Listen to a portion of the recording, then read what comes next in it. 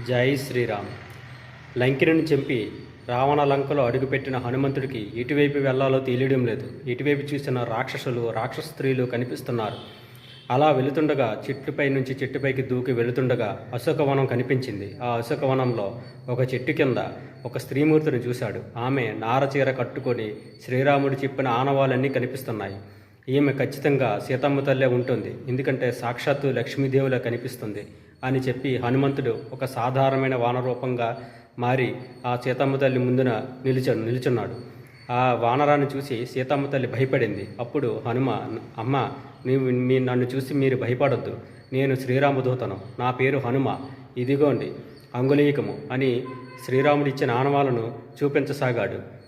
మీరు ఈ క్షణమే నా భుజాలపై అధిరోహించండి, ఖచ్చితంగా మిమ్మల్ని 100 యోజనాల సముద్రాన్ని దాటి శ్రీరాముని దగ్గరికి చేరవేయగలను అని చెప్పాడు.